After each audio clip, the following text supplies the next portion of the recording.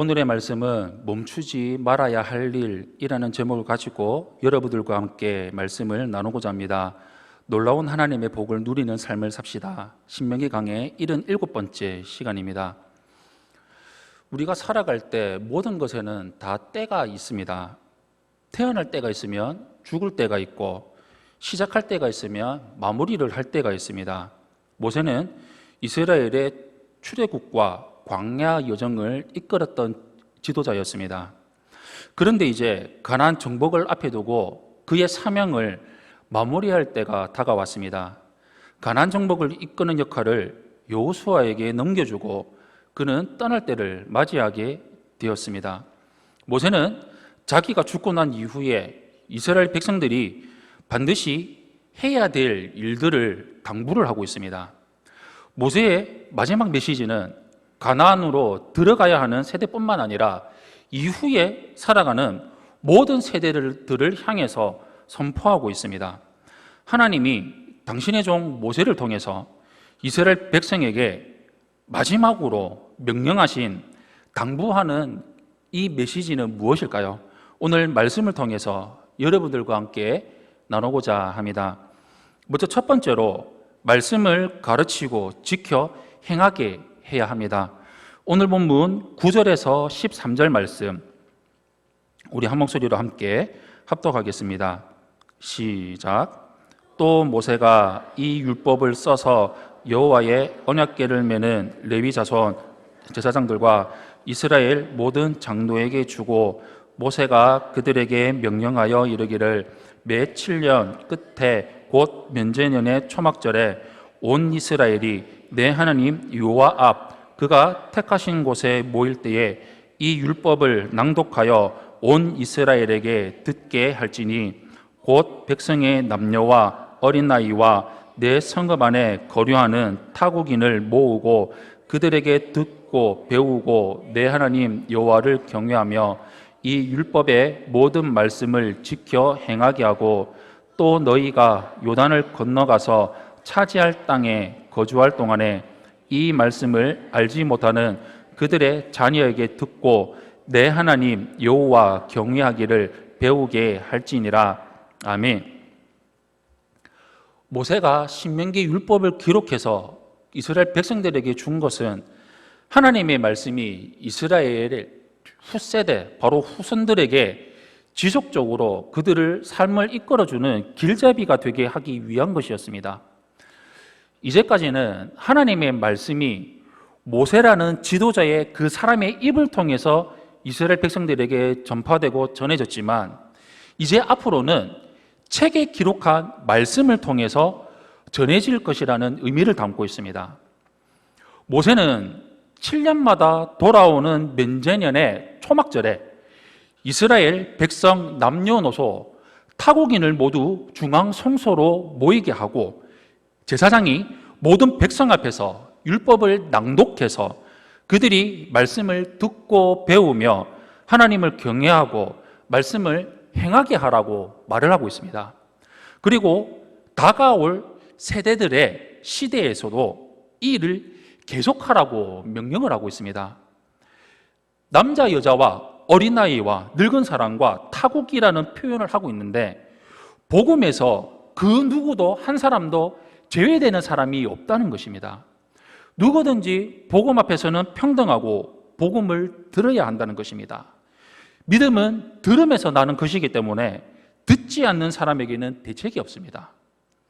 그러나 우리가 살아가고 있는 이 사회에서는 자꾸 우리 스스로 구분을 짓고 차별을 만들려고 하고 있습니다. 아니라고 말을 하지만 우리는 본능적으로 힘이 있는 사람, 능력이 있는 사람, 가진 사람 편에 서서 친하게 지내려고 하고 있습니다. 그래서 복음이 복음되지 못하고 어쩌면 우리가 듣는 값싼 복음이라고 우리가 듣게 되는 경우도 그렇게 우리가 살아가고 있지 않는가 생각이 듭니다.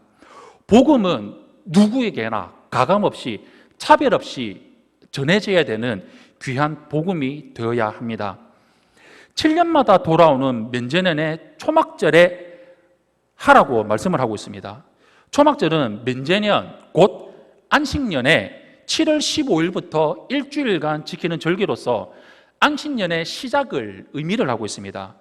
또한 이때는 출애굽의 해방과 광야에서의 장막 생활을 기념하고 땅의 소출에 대한 수확을 감사하는 절기입니다. 면제년이라는 말은 빚을 탕감해 준다는 의미에서 면제년입니다. 안식년은 땅을 휴경한다는 의미에서의 안식년입니다. 같은 해를 다른 단어로 그냥 표현하고 있을 뿐입니다. 장막절은 매년 지켜지는 절기였습니다. 레위기 23장에 절기들이 있는데 33절 이하에 초막절에 대한 말씀이 나오고 있습니다. 초막절은 수장절, 즉 모든 곡식을 다 수확해서 창고에 모아들이고 지키는 절기가 수장절이었습니다. 그리고 그 안식일 다음 날부터 일주일간이 초막절 혹은 장막절이 되었습니다. 한 주간 동안 초막을 짓고 거기에 들어가서 어려웠던 시절을 기억하면서 지금 하나님이 나에게 베풀어 주신 그 은혜와 그 인도하심에 대해서 감사하는 절기가 바로 초막절이었습니다. 초막절에 자녀들에게 이 율법을 낭독을 해가지고 하나님 경외하기를 배우고 그렇게 살아가도록 만들어야 했습니다. 바꾸어 말한다면 자녀들에게 풍요로운 시대가 와도 변하지 않는, 변질되지 않는 올바른 신앙을 가르치고 부모 세대 역시 풍요에 길들여지지 않고 온전히 말씀 가운데 하나님을 바라보며 살아가야 한다는 것이었습니다. 그래서 초막절에 이 복음을 모든 이스라엘 사람, 심지어 타국인들까지 가르치라는 것이었습니다. 하나님은 왜 그렇게 풍요로운 시대에 어려웠던 시절을 기억하고 말씀을 가르치기를 원하셨던 것이었을까요? 풍요가 복음에서 멀어지는 길이라는 사실을 하나님께서도 잘 아시고 계셨던 것은 아닌지 생각을 해봅니다. 가장 풍요로울 때, 가장 힘들고 어려웠던 시절을 돌아가서 말씀을 우리 후세대들에게 가르치고 전하는 일을 하라고 모세는 유언을 하고 있습니다. 풍요로운 시절이 찾아와도 절대로 잊지 말아야 할 것이 있다는 것입니다. 또한 모세는 율법을 낭송하라는 말씀을 하고 있는데 온 이스라엘이 내 하나님 여호와 앞, 즉 그가 택하신 곳이라고 설명을 하고 있습니다. 바로 중앙성소를 의미하고 있습니다. 이스라엘 백성들은 가나안에 입성하기 전까지 광야에서 지내는 동안 성막을 중심으로 생활을 했었습니다. 이런 중앙성소 개념은 하나님을 구심점으로 결집되어 있는 신앙 공동체의 형태로서 단단한 결속력을 가지게 했던 것이었습니다. 그러나 가나안 땅에 들어가서 각 지파들로 기업이 분배가 되고 지파들의 동맹체로 존재하게 되었을 때 자연스럽게 각 지파 간의 분파 의식이 생겨지게 되고 지역 간의 거리감이 생기게 되었습니다. 바로 이 문제를 해결할 수 있는 것이 중앙성소를 마련해서 거기서 모여서 말씀을 읽고 듣고 낭독하면서 하나님께 예배드리는 것이었습니다. 모든 백성들은 1년에 3번 의무적으로 이곳에 모여서 절기를 지키며 하나님께 공동체로 예배를 드려야 했습니다. 출애굽기 23장 17절 말씀에 내 모든 남자는 매년 3번씩 주 여호와께 보일지니라 라고 말씀했습니다. 유월절, 맥추절, 수장절을 의미하는 것입니다. 이런 중앙성소로 모이는 교회는 그들로 해서 동일한 하나님을 섬기는 신앙 공동체, 이 신앙 공동체라는 사실을 늘 기억하고 자각하면서 서로 돌아보고 사랑과 선행을 격려하게 되는 역할을 감당했던 것이었습니다. 따라서 이 중앙성소에 모이라는 말씀은 교회의 중요성으로 보여질 수가 있습니다.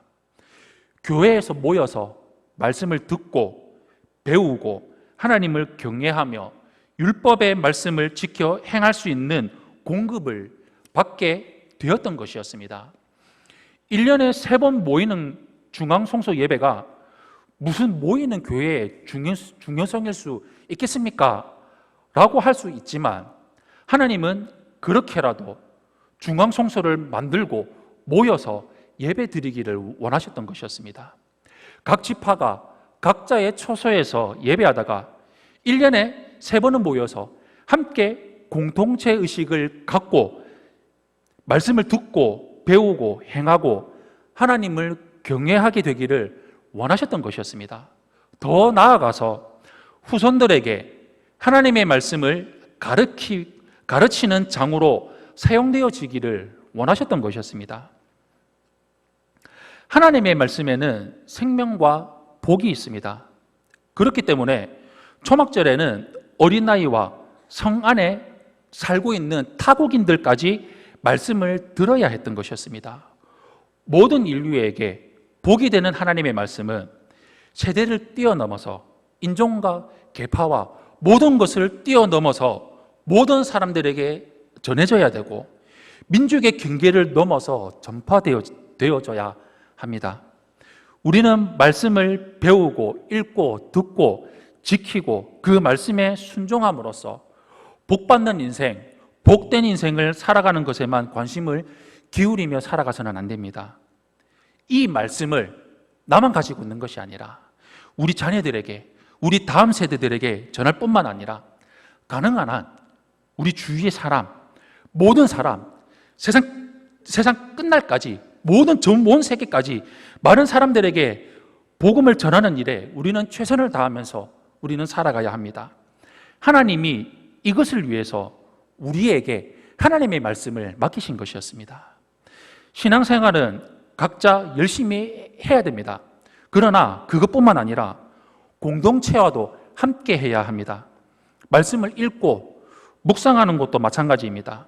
개인적으로 말씀을 읽고 묵상하면서 살아가야 되지만 가정에서, 교회에서 함께 말씀을 읽고 묵상하고 가르치고 배우고 나누고 전파하는 데에 우리는 힘을 쓰며 살아가야 됩니다. 말씀이 우리를 살리기 때문입니다. 하나님의 백성을 살리기 때문입니다.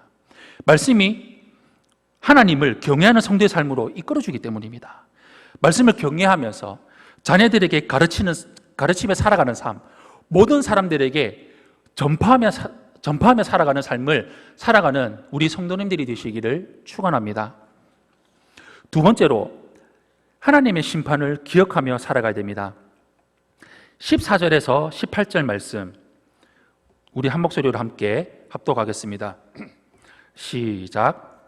여호와께서 모세에게 이르시되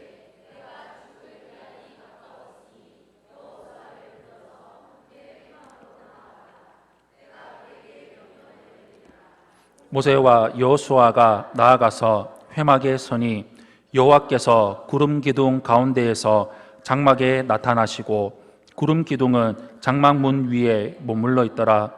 또 여호와께서 모세에게 이르시되 너는 내 조상과 함께 누우려니와 이 백성은 그 땅으로 들어가 음란히 그 땅의 이방신들을 따르며 일어날 것이요 나를 버리고 내가 그들과 맺은 언약을 어길 것이라. 내가 그들에게 진노하여 그들을 버리며 내 얼굴을 숨겨 그들에게 보이지 않게 할 것인즉 그들이 삼킴을 당하여 허다한 재앙과 환난이 그들에게 임할 그때에 그들이 말하기를 이 재앙이 우리에게 내림은 우리 하나님이 우리 가운데에 계시지 않는 까닭이 아니냐 할 것이라.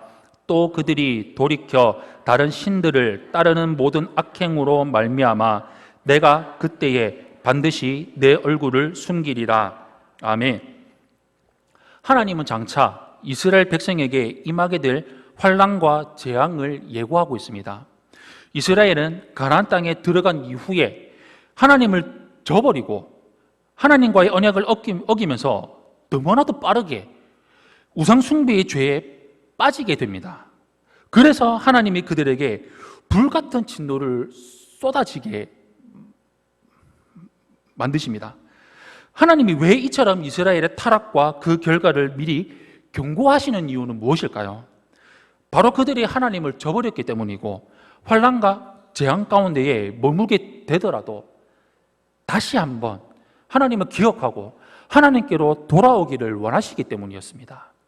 하나님의 경고 메시지를 들은 백성은 하나님을 떠나서 우상 숭배에 빠지는 것이 얼마나 큰 죄악인지를 깨닫게 될 것입니다. 그리고 그 재앙의 원인이 바로 하나님을 떠났다는 것인 것을 기억하고 인식하고 다시 하나님께 돌아가고 하나님께 돌아갈 용기를 얻게 될 것입니다.